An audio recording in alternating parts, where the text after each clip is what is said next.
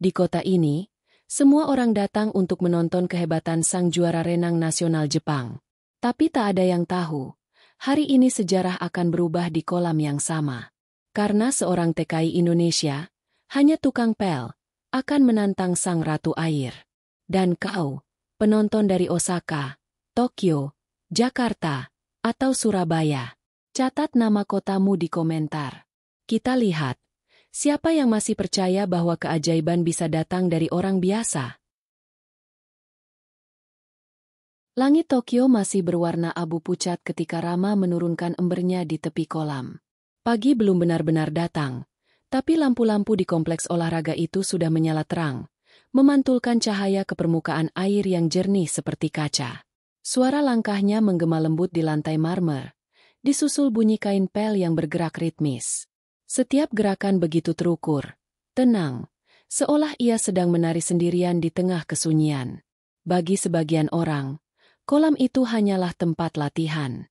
Bagi Rama, kolam adalah cermin dari kehidupannya, tenang di permukaan, tapi menyimpan arus kuat di bawahnya. Ia sudah bekerja di tempat itu hampir 2 tahun, datang paling awal dan pulang paling akhir.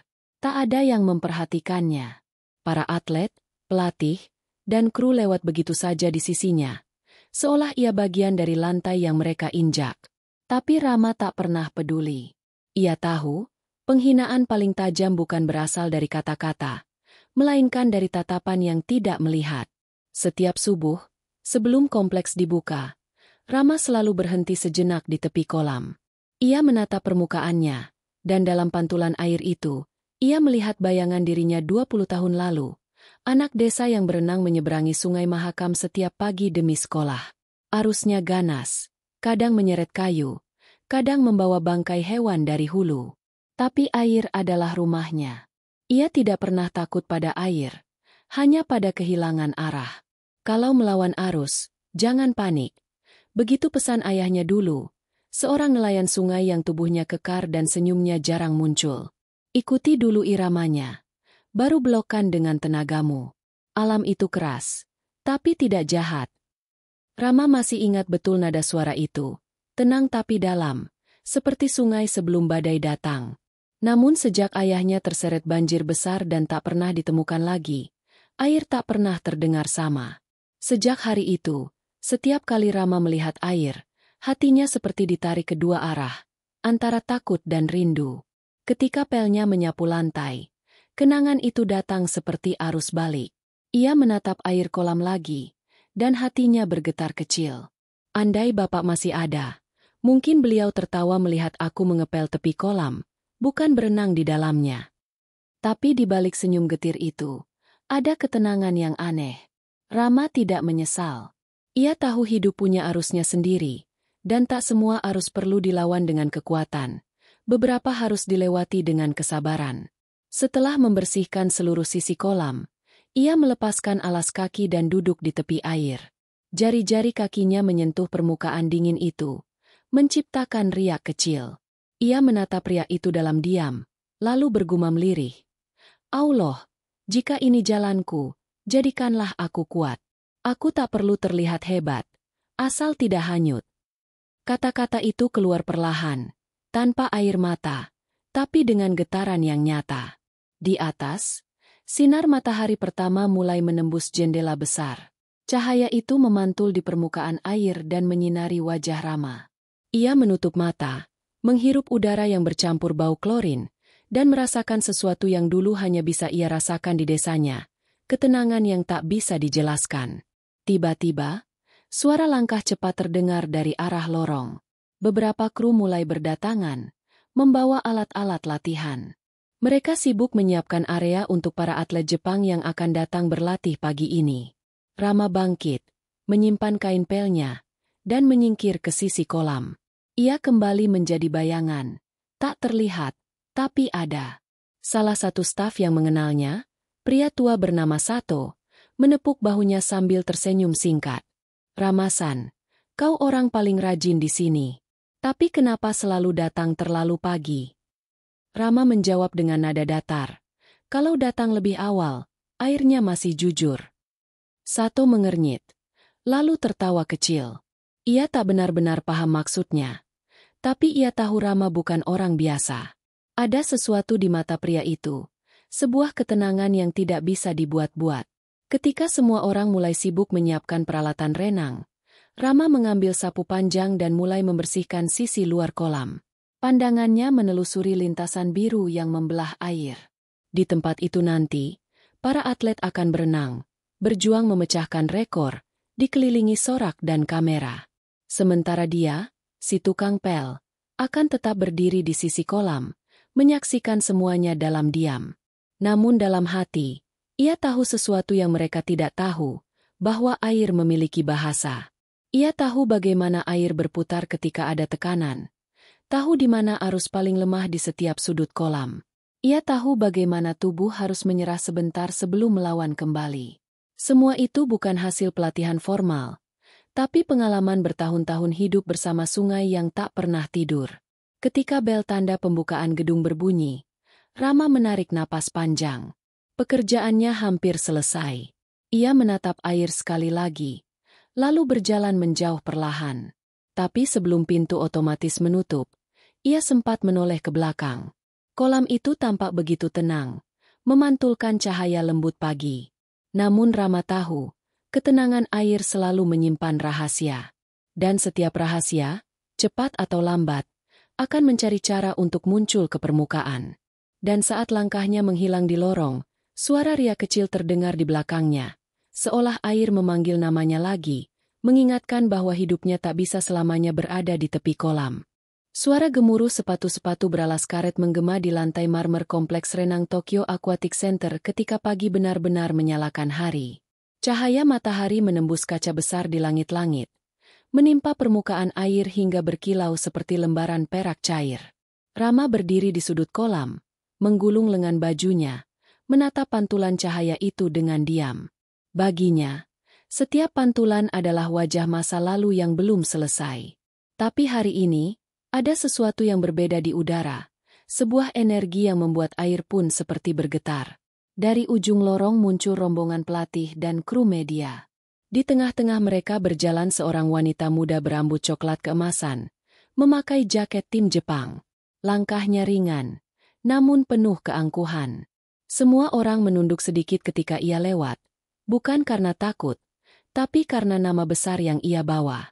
Dialah Miyako Tanabe, 24 tahun, juara nasional renang gaya bebas dan gaya kupu. Wajahnya terpampang di setiap papan iklan perlengkapan olahraga di seluruh Tokyo.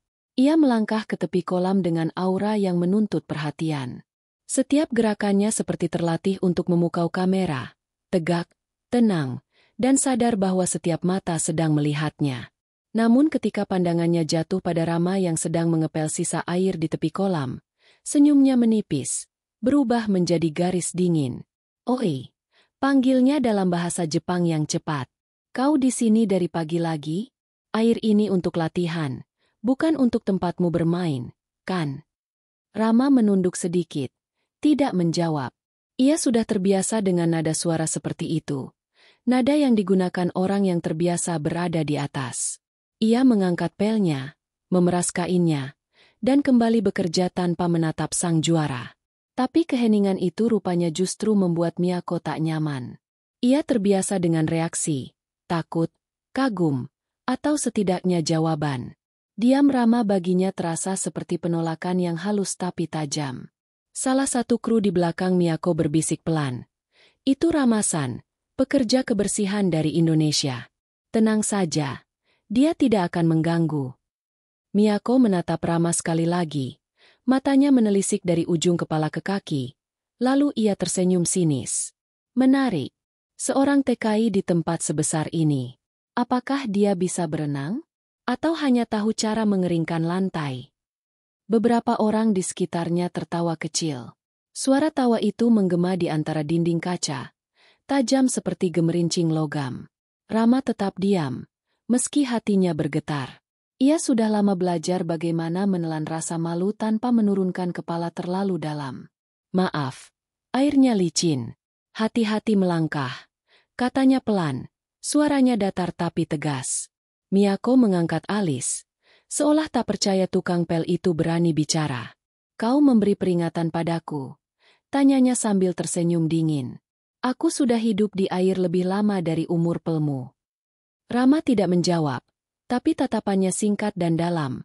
Tatapan yang membuat Miyako justru merasa seperti sedang dilihat, bukan melihat. Ia menoleh, pura-pura sibuk dengan tali renangnya. Tapi pikirannya tidak tenang. Ada sesuatu dari pria itu yang membuatnya ingin menguji lebih jauh. Seperti rasa penasaran seorang perenang pada kedalaman air yang belum dijelajahi. Latihan dimulai. Para atlet satu persatu masuk ke kolam, meluncur dengan kecepatan sempurna, menciptakan cipratan yang berkilau di bawah cahaya pagi. Miyako melompat terakhir. Tubuhnya memecah air dengan gemulai. Setiap gerakannya adalah harmoni antara kekuatan dan keindahan. Semua mata tertuju padanya, termasuk mata Rama yang kini berdiri jauh di sudut, memperhatikan diam-diam. Namun di balik semua keanggunan itu, ada sesuatu yang hilang dari gaya Miyako. Gerakannya cepat, tapi kaku. Ia seperti berenang melawan dirinya sendiri, bukan melawan air. Rama bisa melihatnya dengan jelas. Sebagaimana seseorang yang pernah memahami arus sejati. Ia tahu, Miyako berenang bukan dengan hati, tapi dengan gengsi. Saat latihan selesai, Miyako naik dari kolam dengan napas sedikit terengah. Ia menatap Rama yang masih berdiri di tempat yang sama. Lalu dengan nada setengah bergurau tapi beracun, ia berkata, "Kalau berani, lawan aku di kolam ini. Tunjukkan kalau tanganmu bukan cuma untuk memegang pel." Beberapa atlet tertawa. Sebagian lagi menatap tak percaya. Sato, rekan kerja Rama, mencoba meredakan suasana. Tapi Rama hanya menatap Miyako sejenak lalu menunduk. "Aku cuma tukang pel, Nona. Tidak pantas melawan orang seperti Anda." Jawaban itu justru membuat Miyako tersenyum lebih lebar. "Berarti kau takut," katanya, seperti anak kecil yang baru menang taruhan. Rama tidak menjawab. Ia memungut embernya dan berjalan pergi pelan. Tapi langkahnya terasa berat. Di dalam dadanya, ada sesuatu yang tak bisa ia definisikan. Bukan marah, bukan malu, tapi semacam panggilan. Air kolam itu seperti berbicara padanya. Menantang dengan suara yang hanya bisa didengar oleh mereka yang pernah melawan arus sungai. Miyako menatap punggungnya yang menjauh. Merasa puas entah kenapa. Ia tidak tahu bahwa ucapannya barusan bukan sekadar lelucon yang lewat di udara. Di kolam itu, air menyimpan ingatan, dan orang yang lahir dari sungai tak pernah benar-benar bisa menolak panggilan air. Hari mulai siang, dan seluruh kompleks mulai ramai. Para penonton yang datang lebih awal mulai memadati tribun kecil di lantai atas. Di antara hiruk-pikuk itu, Miyako menatap pantulan wajahnya di air yang tenang. Di balik senyumnya yang sempurna, ada rasa gelisah yang tidak ia pahami. Mungkin karena untuk pertama kalinya, seseorang yang ia hina tidak membalas dengan amarah, melainkan dengan ketenangan yang membuatnya merasa kecil. Rama menatap dari kejauhan sebelum keluar dari gedung. Ia menarik napas panjang. Dalam hatinya ia berbisik, "Air ini bukan tempat untuk kesombongan. Ia akan menelan siapapun yang merasa bisa menguasainya." Dan di kejauhan, seolah menjawab doa yang belum sempat diucapkan, cahaya matahari menembus kaca dan jatuh tepat di tengah kolam, berkilau, lalu tenang kembali. Hari itu berakhir seperti hari-hari lain, tapi udara di sekitar kolam terasa berbeda. Seakan-akan air sedang menunggu sesuatu, dan dua jiwa, yang satu terbiasa melawan arus, dan yang satu terbiasa menaklukkan permukaan, perlahan sedang ditarik ke arah yang sama tanpa mereka sadari. Hari berikutnya udara terasa lebih berat dari biasanya. Langit Tokyo tampak mendung, tapi suasana di dalam kompleks renang itu justru panas. Desas-desus tentang tukang pel yang ditantang juara nasional menyebar cepat di antara kru, pelatih, dan para atlet muda. Tak ada yang tahu bagaimana cerita itu bisa sampai ke telinga semua orang, tapi setiap kali seseorang menatap Rama, senyum mengejek terlihat jelas di wajah mereka. Rama datang seperti biasa, lebih pagi dari siapapun. Ia tak mencari perhatian, hanya ingin menyelesaikan pekerjaannya sebelum para atlet datang. Tapi pagi itu, langkah-langkahnya terasa berat. Suara ember yang ia seret menggema di ruangan yang masih sepi, seperti gema dari sesuatu yang tak ia inginkan. Sato, rekan kerjanya, menghampiri dengan wajah cemas. Rama-san, kudengar Miyako Tanabe benar-benar menantangmu untuk bertanding. Kau tahu, kan, mereka bahkan mau merekamnya. Rama berhenti, menatap air yang diam di kolam. Aku tidak pernah menerima tantangan itu, jawabnya pelan. Aku hanya bekerja di sini. Sato menghela napas. Mungkin bagi mereka, itu hanya bahan hiburan. Tapi bagi orang-orang seperti kita, kehormatan adalah segalanya. Jangan biarkan mereka menginjak harga dirimu. Rama tidak menatap Sato, hanya mengangguk pelan. Dalam dirinya terjadi pergulatan yang sulit dijelaskan. Ia tak marah, tapi juga tak bisa diam. Ia tahu jika ia menolak, mereka akan menertawakan. Tapi jika ia menerima, ia akan menjadi bahan tontonan. Ia memandangi permukaan air yang tenang. Di situ ia melihat bayangan dirinya yang rapuh, tapi juga tegar. Ketika jam menunjukkan pukul 9, rombongan atlet datang lagi.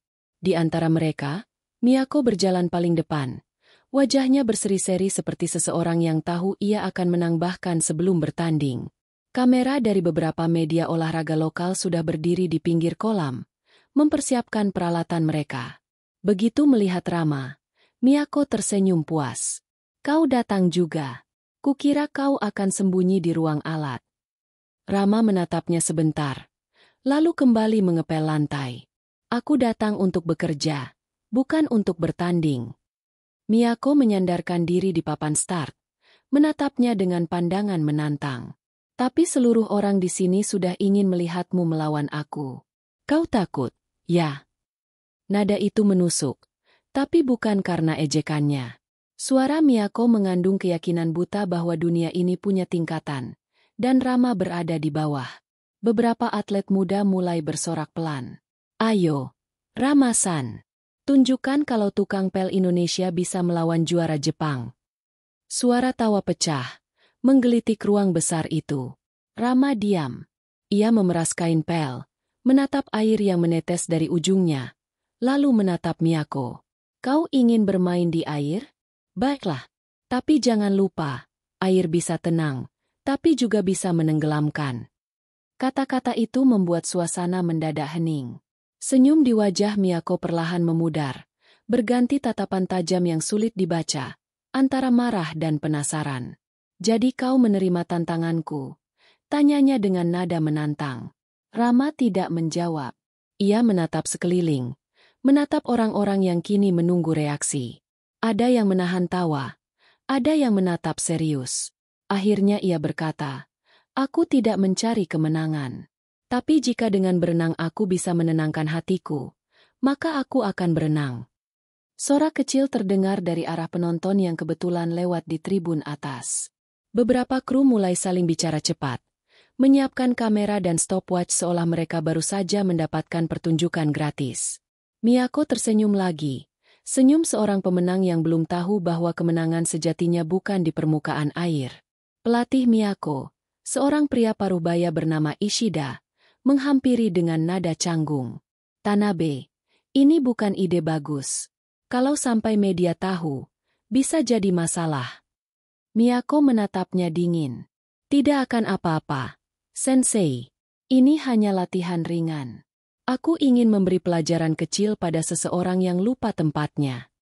Ishida menatap Rama sebentar, lalu menggeleng pelan. Anak muda, jika kau tidak yakin, tak usah memaksa. Air di sini berbeda dengan sungai di kampungmu. Rama tersenyum kecil. Air tetap air, Sensei. Bedanya hanya pada siapa yang memahami arusnya. Kata-kata itu membuat Ishida terdiam sejenak. Ada sesuatu dalam nada Rama, ketenangan yang bukan berasal dari kesombongan, tapi dari keyakinan yang dalam. Ia akhirnya melangkah pergi, membiarkan dua jiwa berbeda itu berdiri di tepi kolam yang sama. Salah satu kru menyalakan kamera. Baik, kita mulai uji coba kecil antara Miyako Tanabe, juara nasional Jepang, melawan Rama-san, petugas kebersihan dari Indonesia. Suaranya terdengar seperti pembawa acara yang tak sabar melihat lelucon berjalan. Rama menunduk sebentar, menarik napas panjang. Ia menatap permukaan air, dan untuk sesaat, waktu seolah berhenti. Di sana, di pantulan kolam itu, ia melihat wajah ayahnya yang pernah berkata, "Melawan arus bukan soal siapa paling kuat, tapi siapa paling sabar menunggu arus melemah." Ia memejamkan mata, menahan getaran kecil di dadanya, lalu berbisik lirih, "Allah, jika hari ini adalah ujian, jadikanlah air ini saksi bahwa aku tidak datang untuk membalas, tapi untuk belajar kembali tentang diriku sendiri." Ketika ia membuka mata, dunia terasa lebih sunyi. Semua tawa di sekitarnya menghilang, berganti suara pelan air yang bergoyang di kolam. Di kejauhan, Miyako sudah berdiri di jalurnya, tubuhnya tegap, siap melompat kapan saja. Rama menatap kolam itu sekali lagi. Tenang, memantulkan langit mendung di atas mereka. Ia tidak tahu bagaimana semuanya akan berakhir, tapi satu hal ia yakini, air selalu jujur pada siapapun yang masuk ke dalamnya dengan hati bersih. Dan hari itu, meski semua orang menganggap ini permainan tanpa arti, bagi Rama air sedang menuntunnya pada sesuatu yang jauh lebih besar dari sekadar perlombaan. Kolam itu kembali tenang, tapi udara di sekitarnya terasa bergetar. Seakan alam sendiri menahan napas, menunggu apa yang akan terjadi ketika dua arus, kesombongan dan ketulusan, akhirnya bertemu di permukaan yang sama. Malam turun perlahan di atas kota Tokyo. Lampu-lampu gedung mulai menyala satu persatu, menciptakan pantulan berkilau di jendela kompleks olahraga yang kini sudah hampir sepi. Semua orang telah pulang, para atlet, pelatih, juga kru media yang siangnya menjadikan Rama bahan tontonan. Tapi di tepi kolam, di tengah ruangan luas yang kini hanya diterangi cahaya biru lembut dari permukaan air, Rama masih berdiri seorang diri. Suara detak jam terdengar pelan, berpadu dengan gemericik halus air sisa latihan tadi. Rama menatap permukaan kolam itu tanpa kata, seolah airnya sedang berbicara padanya dalam bahasa yang hanya ia yang mengerti. Di sanalah semuanya terasa kembali. Tatapan merendahkan Miyako, tawa orang-orang di tribun, dan ejekan yang menancap dalam. Tapi lebih dari itu, yang menggema di dalam dirinya adalah suara masa lalu, suara air sungai, deras, kasar, tapi jujur. Ia melepaskan sepatu kerjanya dan duduk di tepi kolam. Jarinya menyentuh air, menciptakan riak kecil yang meluas perlahan. Sentuhan itu seperti membuka gerbang kenangan. Ia memejamkan mata, dan seketika aroma klorin di ruangan itu lenyap, berganti bau lumpur sungai dan suara jangkrik malam dari desanya di Kalimantan. Ia melihat dirinya kecil lagi, menenteng tas plastik berisi buku yang diikat tali, berdiri di pinggir sungai Mahakam. Arus di depan matanya mengamuk. Tapi ia tak punya pilihan lain. "Kalau kau mau sekolah, kau harus berani menyeberang, Rama," kata ayahnya dulu. Tubuh sang ayah besar dan kuat. Kulitnya legam oleh matahari. Namun matanya selalu lembut ketika menatap anaknya. "Ingat, nak, air itu seperti hidup. Kalau kau melawannya dengan marah, kau akan tenggelam. Tapi kalau kau pelajari alirannya, ia akan menolongmu sampai seberang." Kenangan itu menyesak, seolah baru terjadi kemarin. Rama masih bisa merasakan dinginnya air sungai yang memeluk kulitnya, rasa takut di dada ketika pusaran arus menariknya ke bawah, dan suara ayahnya di kejauhan yang berseru, "Ikuti arus dulu, jangan melawan." Lalu detik berikutnya, ia menemukan iramanya sendiri. Tubuhnya bergerak seirama dengan air, bukan melawannya. Dari situlah ia belajar satu hal penting. Kekuatan sejati bukan di tangan yang keras, tapi di hati yang sabar. Namun malam itu, di kolam modern berlapis ubin biru, semua pelajaran itu terasa jauh. Dunia tempat ia berdiri kini tak lagi mengenal makna ketenangan. Di sini, segalanya diukur dari waktu, kecepatan, dan prestasi, bukan dari keberanian untuk bertahan. Ia menatap air dengan pandangan dalam. "Apa yang kau inginkan dariku kali ini?" gumamnya pelan. Suaranya nyaris menyatu dengan dengung malam. Air di kolam itu tampak tenang, tapi Rama tahu, di bawah permukaannya pompa arus buatan bekerja, menciptakan gelombang halus yang tak terlihat. Ia menatap pusaran kecil itu lama sekali, hingga pikirannya seperti tenggelam di dalamnya. Bayangan ayahnya muncul kembali, kali ini dalam bentuk samar, berdiri di tengah sungai dengan tangan terulur. "Rama, Suara itu bergema lembut di kepalanya. Air tidak pernah lupa siapa yang berani memahaminya. Rama menunduk. Matanya terasa panas. Aku tidak ingin bertanding, Pak, bisiknya. Aku hanya ingin hidup tenang. Tapi kau tidak bisa memilih arus. Nak, aruslah yang memilihmu. Kalimat itu menghantam dada Rama seperti air dingin. Ia menarik napas panjang, menatap langit-langit kaca di atasnya. Bulan malam itu tampak samar. Cahayanya menembus kaca dan jatuh di permukaan air, membentuk jalur cahaya ke arah tempatnya duduk. Seolah-olah langit sendiri sedang menunjukkan arah. Rama berdiri perlahan, melepas jaket kerjanya, dan tanpa banyak pikir ia melangkah masuk ke dalam air. Suara cipratan pelan terdengar, lalu sunyi. Ia berdiri di dalam kolam itu, merasakan suhu air yang berbeda dari sungai di desanya. Lebih dingin, lebih buatan. Tapi begitu ia menggerakkan tangan, tubuhnya kembali menemukan ritmenya sendiri. Gerakan itu begitu alami, seperti ia baru saja pulang ke rumah setelah sekian lama pergi. Setiap kali tangannya mengayuh air, kenangan datang silih berganti. Hari-hari ia menyelamatkan anak-anak desa yang hanyut, saat ia berenang menembus banjir besar, saat ia berdoa di tengah arus sambil memanggil nama Allah dalam hati. Allah, jika Engkau masih memberiku napas, tolong jangan biarkan aku hanyut. Dan malam itu, doa yang sama kembali keluar, tanpa suara, tapi penuh getaran. Ia berhenti di tengah kolam, menatap permukaan yang memantulkan wajahnya. Aku tak ingin membuktikan apapun. Tapi jika ini jalan untuk menegakkan harga diri tanpa menumbuhkan kebencian, maka aku akan berenang bukan untuk menang, tapi untuk berdamai. Angin malam berembus pelan melalui ventilasi besar di langit-langit, membawa aroma air dan logam. Rama menatap sekeliling ruangan yang kosong, lalu berbisik lirih. Air selalu punya ingatan. Ia mengingat setiap ketulusan yang pernah menyentuhnya. Ia tahu besok mungkin air yang sama akan menjadi saksi sesuatu yang tak bisa ia elakkan. Tapi malam ini, ia hanya ingin berbicara dengan air, seperti dulu ia berbicara dengan sungai di kampungnya. Waktu berjalan tanpa terasa. Ketika ia akhirnya naik dari kolam, tubuhnya menggigil ringan tapi hatinya terasa hangat.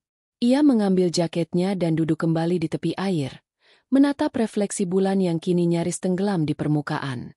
Aku bukan siapa-siapa, katanya pelan. Tapi aku pernah menyeberangi arus yang hampir merenggut nyawaku. Mungkin air kali ini hanya ingin melihat apakah aku masih mengingat caranya bertahan. Sebelum meninggalkan tempat itu, ia menatap kolam sekali lagi. Permukaan air kini benar-benar diam, seolah menyimpan janji rahasia antara dirinya dan masa lalu. Ia melangkah keluar perlahan, menatap ke arah lorong panjang menuju ruang ganti, dan dalam diamnya yang sunyi, ia tahu satu hal, air telah memilihnya lagi. Malam itu, di tengah dingin dan kesepian, ia berdoa tanpa suara, bukan meminta kemenangan, tapi keteguhan hati. Karena bagi Rama, esok bukan tentang membalas penghinaan, melainkan tentang mengingat siapa dirinya yang sebenarnya. Anak sungai yang tak pernah menyerah pada arus, dan lelaki yang percaya bahwa setiap air, bahkan yang tenang di kolam buatan sekalipun, masih mengenali ketulusan orang yang dulu pernah berenang demi hidup, bukan demi sorak-sorai. Pagi itu, udara Tokyo terasa berbeda. Langit yang biasanya pucat kini berwarna biru terang, seolah seluruh kota ikut menunggu sesuatu yang belum pernah terjadi. Di luar kompleks renang, suara kamera dan wartawan terdengar sejak matahari belum naik sempurna. Mereka datang bukan karena jadwal latihan tim nasional Jepang, melainkan karena rumor aneh yang tersebar sejak semalam. Tukang pel Indonesia menantang Miyako Tanabe di kolam nasional. Rama berdiri di balik ruangan peralatan, mengenakan celana renang pinjaman dari Sato. Tidak ada logo, tidak ada warna mencolok. Hanya kain hitam sederhana yang menempel di tubuhnya yang berotot namun tidak besar. Otot yang lahir dari kerja keras, bukan dari latihan di bawah sorotan lampu studio. Ia menatap pantulan dirinya di kaca kecil di dinding. Di matanya sendiri, ia bukan pahlawan, bukan juara, bahkan bukan penantang. Ia hanyalah seseorang yang kebetulan dipaksa air untuk menjawab ejekan dengan ketenangan. Ramasan. Suara Sato terdengar dari belakang. Ia membawa handuk putih dan sebotol air. Kau yakin ingin melakukannya? Mereka semua menunggu di luar. Media, pelatih, bahkan beberapa sponsor datang hanya untuk melihatmu. Rama menarik napas panjang. Aku tidak melakukannya untuk mereka, jawabnya lembut. Aku melakukannya agar hatiku tidak tenggelam. Sato terdiam sejenak, lalu menepuk bahu Rama dengan pelan. Kalau begitu, jadilah seperti yang selalu kau katakan padaku. Air tidak perlu marah untuk bisa kuat. Ketika Rama keluar dari lorong menuju kolam utama, suasana seketika berubah. Sorak-sorai kecil terdengar dari penonton yang datang lebih awal. Sebagian tertawa, sebagian lagi memegang ponsel, merekam langkahnya dengan rasa ingin tahu. Di sisi lain, Miyako sudah berdiri di lintasan pertama, mengenakan kostum renang biru keperakan, rambutnya diikat ketat, dan tatapan matanya tajam seperti ujung pisau. Pelatih Ishida berdiri di dekatnya. Tampak canggung. Tanabe, ini hanya demonstrasi, paham? Jangan mempermalukan siapapun. Miyako menjawab tanpa menoleh. Saya tidak mempermalukan siapapun, Sensei. Saya hanya menunjukkan perbedaan antara profesional dan amatir. Rama berjalan pelan ke tepi kolam, dan semua mata mengikutinya. Ia berhenti sejenak, menatap air yang berkilau di bawah sinar lampu besar. Dalam pantulan itu, ia melihat bukan sekadar kolam, tapi sungai tempat masa kecilnya terbentuk. Air yang dulu menelan suara tangisnya saat ayahnya hilang, air yang dulu mengajarinya bertahan. Ia merasakan sesuatu bergetar di dadanya. Bukan takut, tapi kenangan yang hidup kembali. Miyako menatapnya dari kejauhan dengan ekspresi dingin. Kau boleh memilih gaya renang apa saja, katanya dengan nada setengah mengejek. Tapi jangan berharap aku akan menahan diri. Rama mengangguk ringan. Aku tidak pernah meminta orang lain menahan diri. Aku hanya ingin airnya jujur. Kata-kata itu membuat beberapa orang di sekitar menatap heran. Ada sesuatu dalam cara Rama berbicara, lembut, tapi tegas. Seperti orang yang tahu bahwa kekuatan sejati tidak perlu berteriak. Peluit ditiup. Waktu seakan berhenti sesaat sebelum air pecah oleh dua tubuh yang meluncur bersamaan. Sorak-sorai menggema di ruangan besar itu. Miyako melesat di depan dengan kecepatan luar biasa. Gerakannya sempurna, ritmis, seperti yang diajarkan dalam setiap buku teknik renang modern. Sedangkan Rama tampak tertinggal. Langkah awalnya tenang, terlalu pelan bagi mata yang terbiasa menilai kecepatan sebagai kebenaran. Namun di tengah kolam, sesuatu mulai berubah. Mesin arus bawah yang biasa digunakan untuk melatih daya tahan menyala otomatis, menciptakan gelombang buatan yang mengguncang air di sekitar mereka. Miyako mulai goyah. Gerakannya kehilangan keseimbangan, kepalanya sedikit terangkat karena ritmenya terganggu. Tapi Rama, ia justru mulai menemukan alirannya sendiri. Tubuhnya bergerak alami, bukan melawan arus, tapi mengikuti, lalu memotong dengan sudut yang tepat. Ia tidak seperti berenang di kolam buatan. Gerakannya seperti tarian yang telah lama ia hafal di sungai kampungnya. Nafasnya teratur, wajahnya tenang. Di bawah air, matanya terbuka, menatap pria kecil yang menuntunnya seolah air itu berbicara. Kau tahu aku tahu kau. Penonton di tribun mulai berbisik. Beberapa bahkan berhenti tertawa. Mereka bisa melihat dengan mata kepala sendiri bagaimana pria sederhana itu mulai menyusul perlahan. Setiap kayuhan Rama seperti menulis cerita baru di permukaan air, tentang seseorang yang tak butuh sorak untuk membuktikan siapa dirinya. Di lintasan sebelah, Miyako menggertakkan gigi, mencoba mempercepat gerakannya. Tapi semakin ia memaksa, semakin air melawan. Gerakannya yang sempurna kini berubah menjadi terburu-buru. Napasnya berat, dan untuk pertama kalinya dalam karirnya, ia merasa kalah bukan karena kecepatan, tapi karena ketenangan seseorang yang tak punya gelar apapun. Rama melaju, satu kayuhan lagi, 2, 3, hingga akhirnya ia menyentuh dinding kolam lebih dulu. Hening. Semua suara sorak berhenti. Kamera yang tadi diarahkan untuk menertawakan kini justru merekam keheningan yang memaku ruangan itu. Miyako tiba beberapa detik kemudian, terengah. Matanya menatap Rama dengan campuran tidak percaya dan bingung. Rama tak bersorak. Ia tidak menoleh ke arah kamera. Ia hanya berdiri di tengah air, menutup mata, menarik napas panjang, lalu berbisik dalam hati. Terima kasih, Allah. Bukan karena aku menang, tapi karena aku tidak hanyut. Air di sekelilingnya beriak pelan, seolah ikut mengucap syukur. Semua orang yang menyaksikan adegan itu tak sadar bahwa mereka sedang melihat sesuatu yang jauh lebih besar dari sekadar perlombaan. Mereka sedang menyaksikan seorang manusia yang berdamai dengan air, dengan dirinya sendiri, dan dengan masa lalu yang dulu menenggelamkannya. Miyako naik ke permukaan, menatap Rama lama sekali. Wajahnya basah bukan hanya oleh air kolam, tapi oleh sesuatu yang tak bisa dijelaskan. Ia ingin bicara, tapi kata-katanya tertelan dalam diam yang panjang. Di sisi kolam, pelatih Ishida menatap Rama dengan mata terbelalak, sementara Sato di sudut ruangan menunduk, menahan haru. Rama berjalan pelan keluar dari kolam.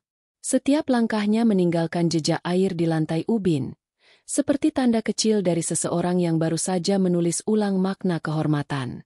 Penonton yang tadinya menertawakan kini berdiri diam, dan di antara mereka, keheningan terasa seperti penghormatan yang tulus. Ia berhenti sebentar di tepi kolam, menatap air yang kini kembali tenang. Dalam hati ia tahu, air telah memberinya jawaban, bahwa ketenangan adalah kemenangan yang tak bisa diukur waktu, dan bahwa manusia hanya perlu setia pada arus yang jujur untuk menemukan dirinya kembali.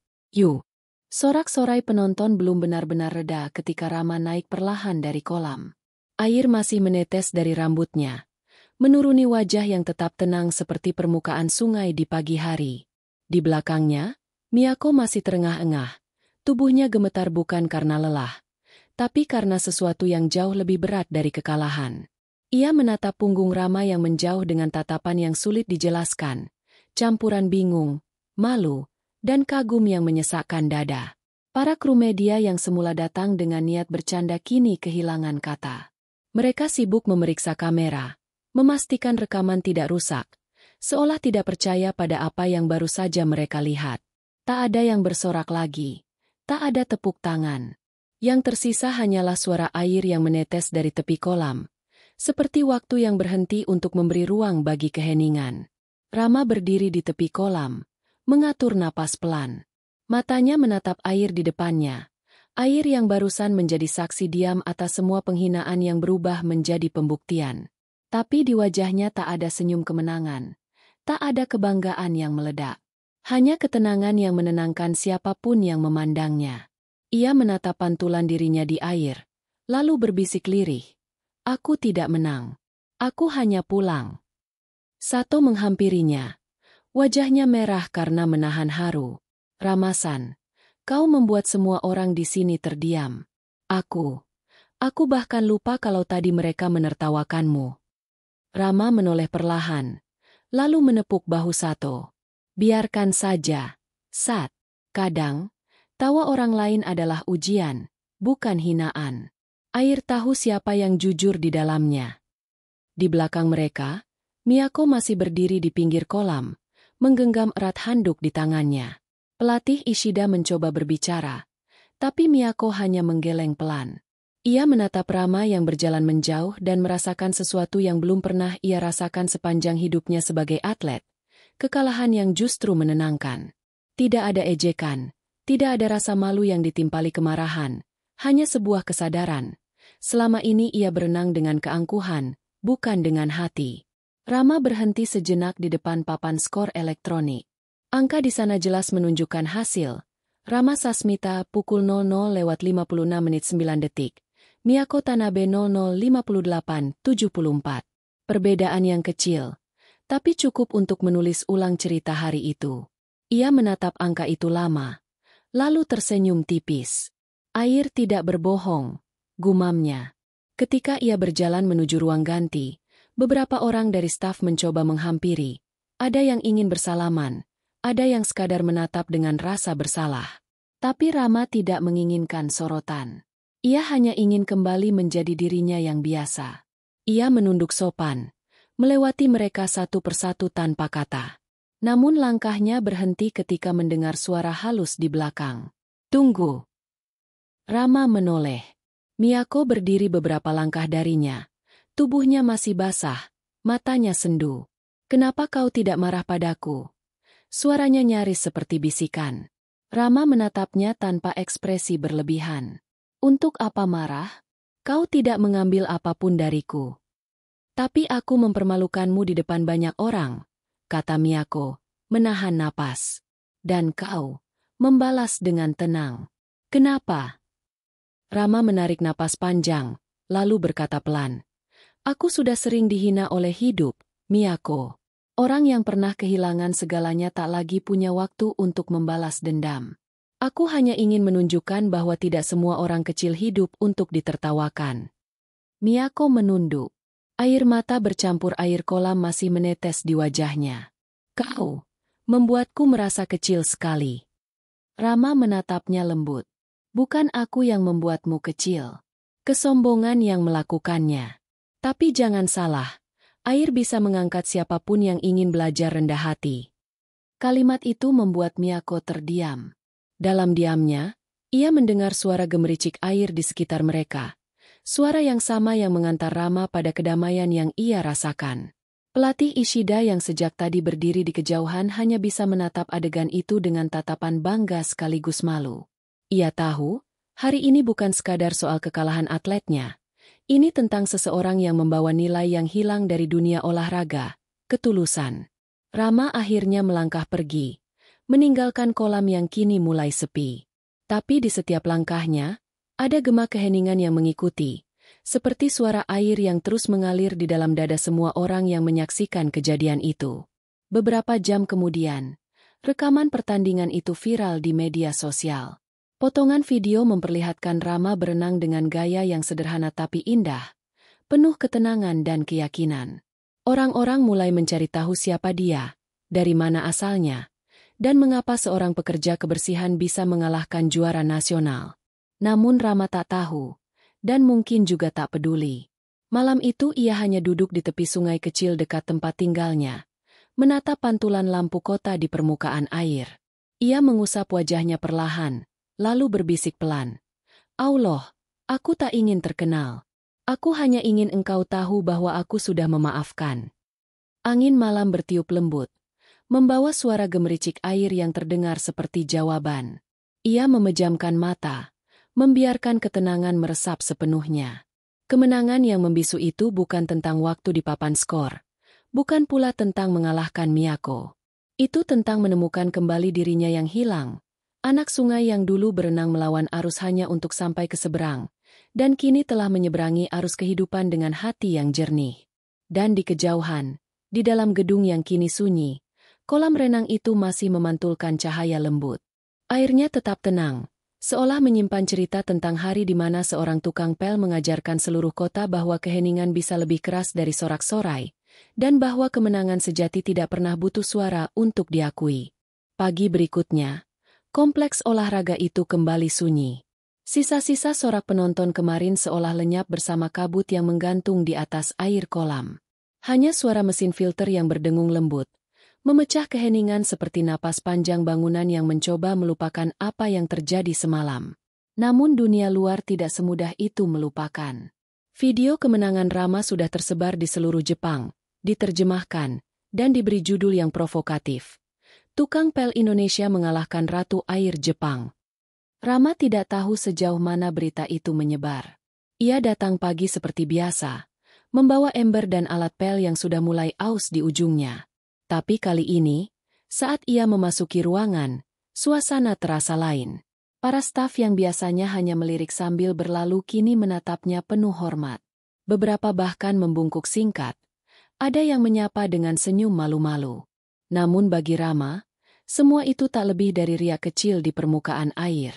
Ia tetap berjalan tenang menuju tepi kolam, menatap air yang kembali jernih, seolah tak pernah menjadi saksi dari sesuatu yang mengguncang hati banyak orang. Di kejauhan, langkah sepatu pelatih Ishida terdengar mendekat. Pria tua itu membawa surat di tangannya. Rama-san, katanya perlahan. Aku tidak tahu harus mulai dari mana. Kau tahu, semalam Miyako, dia menangis di ruang ganti. Itu pertama kalinya aku melihatnya seperti itu.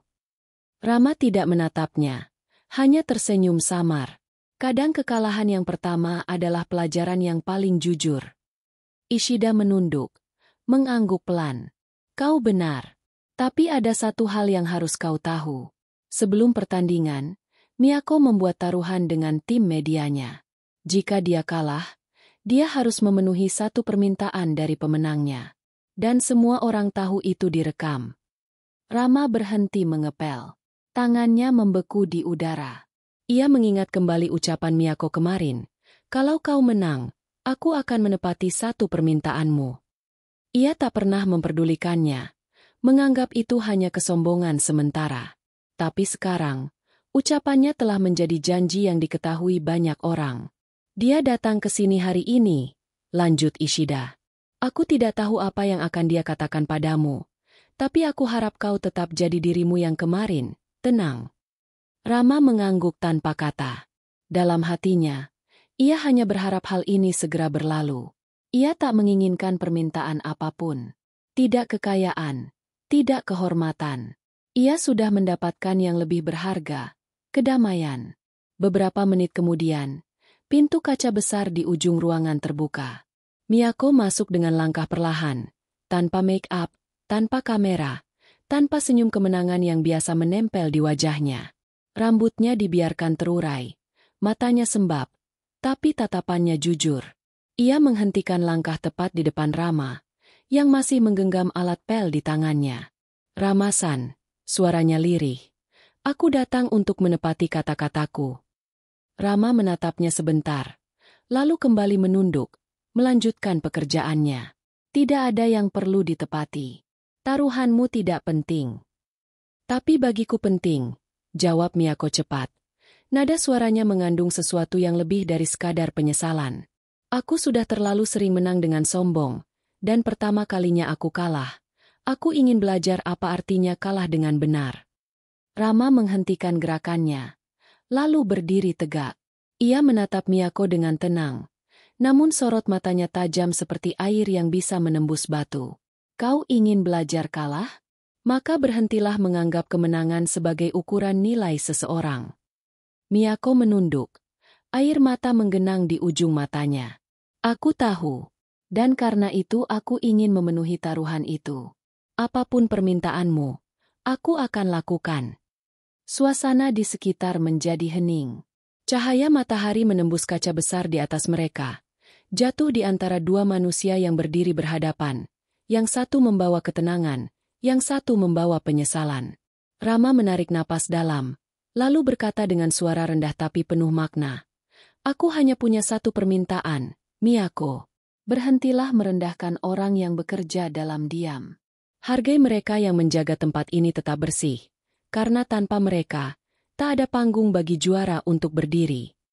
Kata-kata itu membuat Miyako menutup mulut dengan tangan. Ia tak bisa menahan air mata yang akhirnya jatuh di pipinya. Itu saja. Ya, jawab Rama lembut. Itu saja. Aku tidak butuh apa-apa darimu. Aku hanya ingin kau ingat bahwa tidak semua peluh harus disorot kamera untuk bisa disebut perjuangan. Miyako menangis tanpa suara. Setiap tetes air matanya jatuh ke lantai, menyatu dengan air yang menetes dari kain pel Rama, seolah dua dunia yang berbeda akhirnya bersatu dalam keheningan. Pelatih Ishida yang menyaksikan dari jauh memalingkan wajahnya, menahan haru. Rama lalu menaruh alat pel di sudut kolam dan menatap Miyako sekali lagi. Kau punya bakat luar biasa. Tapi jika kau ingin jadi legenda, bukan hanya juara, kau harus belajar satu hal. Air tidak memilih siapa yang terbaik, air hanya mencintai siapa yang paling tulus. Miyako menatapnya lama sekali, seakan ingin mengingat setiap kata, setiap tatapan.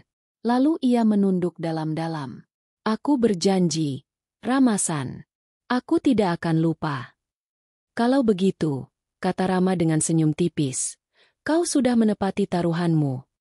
Ia lalu berjalan menjauh, meninggalkan Miyako yang kini berdiri sendirian di pinggir kolam. Tapi di wajah wanita itu tidak ada lagi kesombongan. Yang tersisa hanyalah ketenangan baru, ketenangan yang tidak pernah ia temukan di atas podium atau di depan kamera. Sore itu, saat Rama keluar dari kompleks dan menatap langit yang mulai jingga, ia tersenyum pelan. Ia tahu hari ini bukan tentang menang atau kalah, melainkan tentang bagaimana air mengajarkan manusia untuk kembali mengenal dirinya sendiri. Di belakangnya, di balik kaca besar gedung, Miyako masih berdiri di tempat yang sama, menatap air dengan mata yang basah. Ia tidak sadar, tapi langkah kecil dari seorang pria sederhana telah meninggalkan riak yang akan mengubah arah hidupnya selamanya. Musim semi datang perlahan di Tokyo, membawa aroma bunga sakura yang mulai bermekaran di jalanan kota. Beberapa bulan telah berlalu sejak hari itu, hari ketika seorang tukang pel mengalahkan sang ratu air di kolam yang sama. Namun gema peristiwa itu masih terdengar, bukan karena kemenangan, melainkan karena perubahan yang muncul sesudahnya. Dunia seolah berputar lebih pelan, memberi ruang bagi hati-hati yang dulu keras untuk belajar melunak. Rama masih bekerja di kompleks renang yang sama. Rutinitasnya tak berubah. Datang paling awal, mengepel lantai, memastikan air tetap jernih, dan pergi ketika semua orang sudah pulang. Tapi sesuatu dalam dirinya berbeda. Ia tak lagi merasa sendirian di antara riak air dan gema langkahnya sendiri. Setiap kali ia menatap kolam itu, ia merasa seperti sedang menatap masa lalu yang telah ia damaikan. Tak ada lagi luka, hanya ketenangan. Namun pagi itu, ketika ia hampir selesai mengepel lantai sisi barat, langkah kecil dan suara sepatu halus terdengar mendekat dari arah lorong. Rama tidak menoleh, tapi ia tahu siapa yang datang. Suara itu sudah ia kenal, tenang, ringan, namun membawa beban yang dalam. "Pagi, Rama-san," sapa suara lembut itu. Rama berhenti sejenak, lalu menoleh. Miyako berdiri di sana dengan pakaian sederhana, sweater abu dan celana jeans. Rambutnya diikat ke belakang, tanpa riasan, tanpa sorotan kamera. Tapi justru di kesederhanaannya itulah ada keindahan yang tak bisa dijelaskan. "Pagi juga, Nona Tanabe," jawab Rama sopan. "Jangan panggil aku begitu lagi," katanya sambil tersenyum kecil. "Panggil saja Miyako. Aku sudah tidak mewakili siapapun sekarang. Hanya diriku sendiri." Rama memiringkan kepala, sedikit heran. Tidak mewakili siapapun. Miyako berjalan ke arah kolam, memandang air yang tenang. "Aku keluar dari tim nasional," katanya pelan. "Aku butuh waktu untuk mengerti arti air yang sebenarnya. Selama ini aku hanya menaklukkannya, bukan memahaminya. Dan aku tahu, kalau aku ingin belajar, aku harus datang pada orang yang pernah membuatku kalah dengan cara yang paling jujur." Kata-kata itu membuat udara di sekitar mereka terasa berubah. Rama menatapnya lama, lalu menghela napas perlahan. Air tidak butuh murid, Miyako. Ia hanya butuh seseorang yang mau mendengar. Miyako tersenyum, tapi matanya bergetar. "Maka biarkan aku mendengar bersamamu." Sejak hari itu, Miyako mulai datang setiap pagi. Ia bukan lagi ratu air dengan kamera yang menyorot setiap geraknya. Ia datang tanpa sorak, tanpa gelar, tanpa rasa takut terlihat lemah. Rama tak banyak bicara, tapi membiarkannya belajar seperti ia dulu belajar di sungai, bukan dengan kecepatan, melainkan dengan kesabaran. Di setiap pagi, mereka berenang berdua dalam keheningan. Kadang Miyako salah gerakan dan meneguk air, lalu tertawa malu. Rama hanya tersenyum kecil dan berkata, "Kau terlalu ingin menang melawan air. Biarkan air memimpinmu dulu." Dan Miyako menatapnya dengan rasa hormat yang tak pernah ia rasakan bahkan kepada pelatih terbaiknya. Hari-hari berlalu, dan pelan-pelan Miyako mulai berubah. Tatapan sombong yang dulu menghiasi wajahnya lenyap, digantikan pandangan yang lembut dan penuh syukur. Ia mulai berbicara dengan para staf kebersihan, membantu mengeringkan lantai setelah latihan, bahkan membawakan teh untuk Rama dan Sato di sela-sela pekerjaan. Bagi orang lain, perubahan itu mungkin kecil, tapi bagi Rama, itu seperti melihat air kotor yang perlahan menjadi jernih kembali. Suatu pagi, ketika mereka selesai berenang, Miyako duduk di tepi kolam sambil menatap refleksi air. "Kau tahu, Rama-san," katanya pelan. "Dulu aku berpikir kemenangan adalah ketika semua orang bertepuk tangan untukku. Tapi sekarang aku baru tahu, kemenangan sejati adalah ketika aku bisa menatap air dan melihat diriku tanpa takut."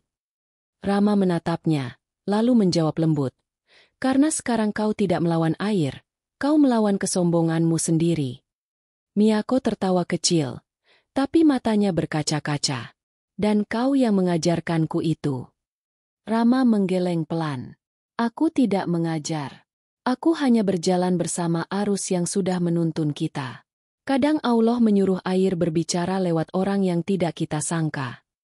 Miyako menatapnya dalam. Mungkin begitu. Karena aku merasa, air yang dulu menghakimiku kini menuntunku padamu. Kata-katanya menggantung di udara, membuat suasana di antara mereka perlahan berubah. Ada sesuatu yang lembut tapi kuat, mengalir di antara keheningan itu. Bukan cinta yang datang tiba-tiba, melainkan rasa saling mengerti yang tumbuh dari luka yang sama. Malamnya, ketika kompleks sudah sepi, Rama duduk sendirian di tepi kolam. Ia memandangi air yang berkilau di terpa lampu, lalu memejamkan mata. Di dalam hatinya, ia mengucap syukur yang tak terucap. Allah, jika engkau ingin menguji manusia dengan kehilangan, maka kau juga mengobatinya dengan pertemuan. Keesokan paginya, Miyako datang lebih awal. Ia membawa termos kecil dan 2 cangkir. Aku membuat teh jahe, katanya. Kau selalu bilang udara pagi ini terlalu dingin. Rama menerimanya dengan senyum hangat. Terima kasih, Miyako. Sepertinya musim benar-benar berubah. Bukan hanya musim, jawabnya lirih. Hati juga. Mereka duduk bersebelahan di tepi kolam, menatap air yang beriak lembut di terpa angin. Tak ada kata yang perlu diucapkan lagi, karena mereka kini bukan lagi kesunyian, melainkan kedamaian yang tumbuh dari saling memahami. Di luar, bunga sakura berguguran perlahan ke permukaan air yang mengalir ke parit kecil di belakang gedung. Rama menatap kelopak itu hanyut, lalu berkata pelan, "Kau lihat, Miyako, semua yang jatuh bukan berarti kalah. Kadang, itu cara alam untuk memberi ruang bagi yang baru tumbuh." Miyako tersenyum, matanya basah oleh cahaya pagi. Dan aku bersyukur pernah jatuh, Rama. Karena kalau tidak, aku takkan tahu siapa yang mengangkatku kembali. Musim semi terus berjalan, tapi bagi mereka berdua, hari itu menjadi awal dari sesuatu yang berbeda. Air di kolam itu tak lagi menjadi batas antara dua dunia, melainkan jembatan yang mempertemukan dua hati yang dulu berdiri di sisi yang berlawanan, kini berenang di arus yang sama. Langit pagi itu tampak pucat, dan udara membawa aroma lembut dari bunga sakura yang sudah mulai gugur. Rama seperti biasa tiba lebih awal, tapi kali ini langkahnya terasa lebih ringan. Di sepanjang lorong menuju kolam, sinar matahari yang menembus kaca besar memantul ke dinding, menciptakan pantulan air yang bergetar lembut. Ia tersenyum kecil. Air selalu punya cara sendiri untuk menyapa. Miyako datang tak lama setelah itu, membawa setumpuk koran dan sebuah amplop kecil. Rambutnya sedikit berantakan, tapi wajahnya bersinar. Ia berlari kecil mendekati Rama, menahan napas karena bersemangat. "Rama-san, kau harus lihat ini." Rama menoleh, menurunkan ember yang sedang ia bawa. "Apa itu?" Miyako meletakkan koran di atas meja pinggir kolam, membukanya perlahan. Di halaman utama, terpampang sebuah foto hitam putih lama. Judulnya membuat Rama terdiam. "Perenang Sungai Mahakam selamatkan 12 anak dari arus banjir besar." Miyako menatapnya dengan mata yang berbinar sekaligus lembut. "Ini kau, kan?" Rama menatap gambar itu lama. Di sana tampak dirinya lebih muda, tanpa alas kaki, memegang anak kecil di pelukannya, dengan wajah kelelahan tapi mata penuh keteguhan. Ia tidak tahu siapa yang mengambil foto itu. Ia bahkan tidak tahu kalau kisah itu masih tersimpan di arsip media. "Dari mana kau dapat ini?" Suaranya pelan, hampir seperti gumaman. "Aku menemukannya di arsip koran lokal. Setelah aku berhenti dari tim nasional, aku mencoba mencari tahu tentangmu," kata Miyako dengan senyum malu-malu. "Aku ingin tahu siapa sebenarnya pria yang membuatku kalah tapi membuatku merasa menang." Rama tersenyum tipis, menatap koran itu sekali lagi. "Itu sudah lama sekali. Aku hanya melakukan apa yang harus kulakukan waktu itu. Tapi tak semua orang akan melompat ke arus sebesar itu hanya karena mendengar teriakan anak-anak. sahut Miyako dengan suara bergetar. Itu bukan sekadar keberanian, Rama. Itu pengorbanan. Rama menarik napas panjang, lalu duduk di tepi kolam. Air di hadapannya beriak pelan, memantulkan bayangan dua manusia yang kini duduk berdampingan. Waktu itu, aku tidak berpikir apa-apa. Aku hanya tahu air itu bisa jadi musuh, tapi juga sahabat. Aku mengenal arusnya, tahu kapan harus melawan dan kapan harus menyerah. Anak-anak itu, mereka hanya tidak tahu bagaimana berbicara dengan air. Miyako menatapnya dalam. Kau berbicara seperti air itu hidup. Karena aku percaya, air memang hidup, jawab Rama. Ia mendengarkan, ia menguji, dan ia mengingat. Setiap ketulusan, setiap dosa, setiap harapan yang jatuh ke dalamnya, air menyimpannya. Keheningan turun perlahan. Hanya terdengar suara gemericik lembut dari mesin filter di ujung kolam. Miyako menunduk, memegang ujung amplop yang tadi ia bawa. Aku juga membawa ini, katanya pelan. Ia menyerahkan amplop itu pada Rama. Seseorang dari redaksi lama itu menulis pesan di belakang fotomu. Rama membuka amplop itu perlahan. Di dalamnya, ada foto tua yang sama dan secari kertas kuning. Di atasnya tertulis dengan tinta yang sudah memudar.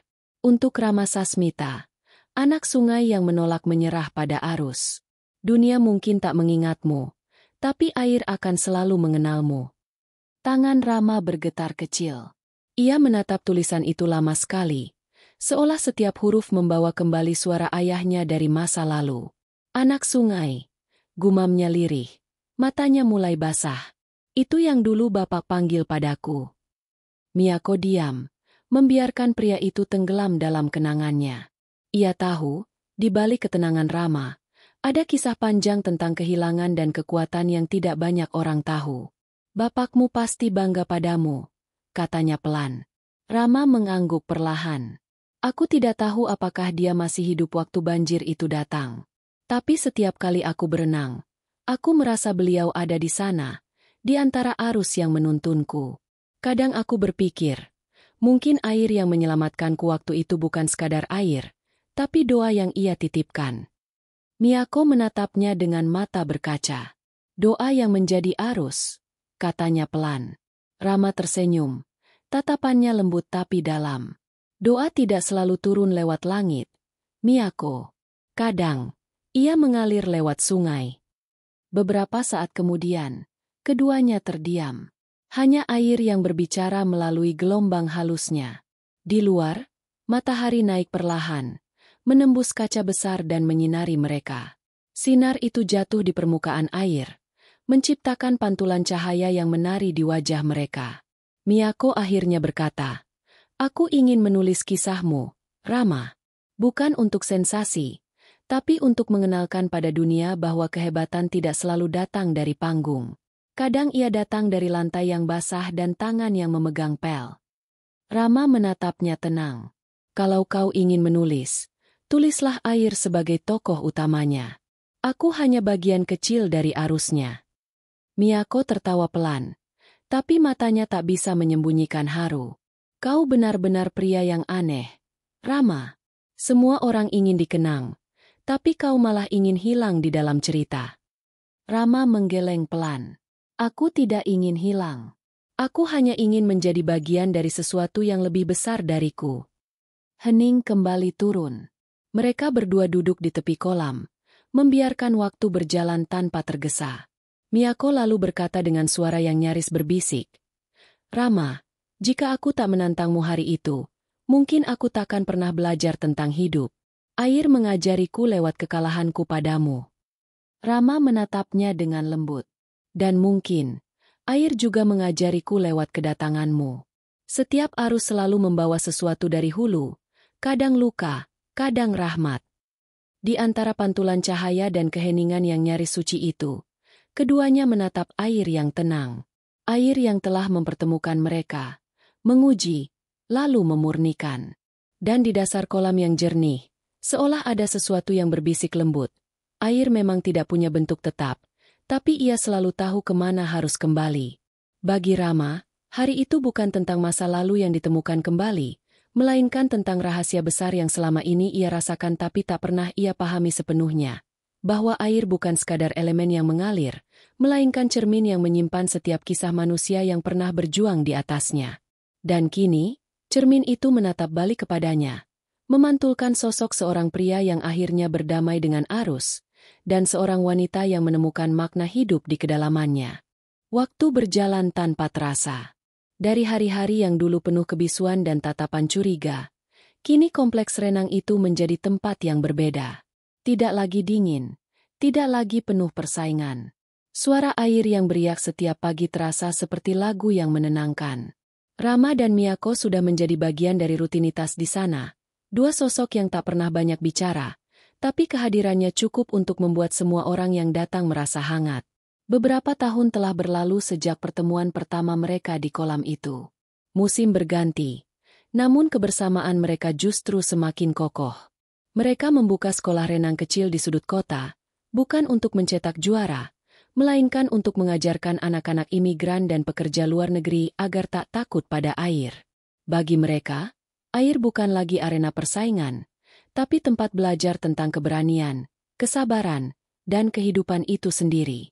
Rama duduk di bangku kayu di pinggir kolam sekolah itu pagi itu, menatap anak-anak yang berlarian kecil dengan pelampung warna-warni. Senyum mereka seperti matahari kecil yang menari di atas permukaan air. Miyako berdiri tak jauh, mengajari seorang bocah perempuan cara menahan napas di bawah air. Suaranya lembut, dan sesekali diselingi tawa kecil. Rama memperhatikannya dari jauh. Dalam hatinya, ia mengucap syukur. Betapa perjalanan mereka penuh luka. Tapi dari luka itulah lahir cahaya baru. Ia teringat kata-kata ayahnya yang dulu sering diulang di pinggir sungai. Air yang keras tidak menghancurkan batu, tapi mengikisnya perlahan hingga menjadi indah. Dan kini, ia tahu apa maksudnya. Siang menjelang. Setelah anak-anak pulang, Miyako duduk di sebelah Rama, membawa 2 gelas teh jahe yang sudah jadi kebiasaan mereka. Angin lembut meniup rambutnya, dan matahari sore memantulkan kilau emas di permukaan air. Rama, katanya pelan, aku kadang berpikir, kalau waktu bisa berulang, apakah kau masih akan menerima tantanganku di hari itu?